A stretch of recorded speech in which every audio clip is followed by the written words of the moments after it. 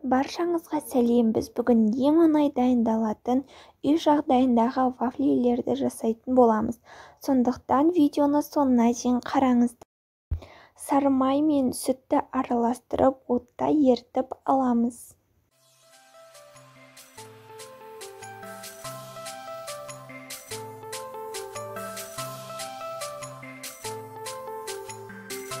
Үш жұмыртқаның үстіне шым-шым тұз және де қант қосып, барлығын миксермен біркелкі болғанша, аппақ болып көпіргенше жақсылап араластыратын боламыз.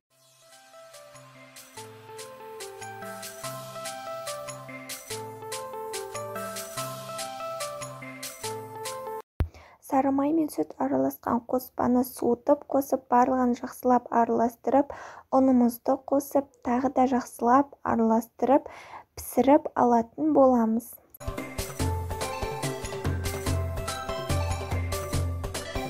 Дәл видеодағыдай қасықтың көмегімен жасаймыз. Қаншалықты жұқа болса, соншалықты өте дәмді болып шығады. Және де екінші жағына аударып, оны да пісіріп аламыз.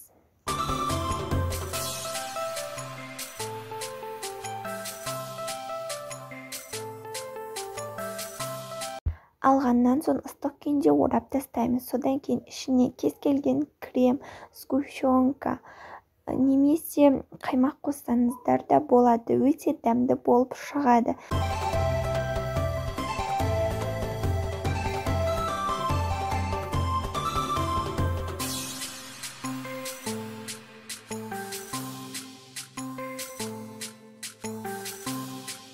Міне біздің вафлилеріміз дайын болды. Өте дәмді болып шығады.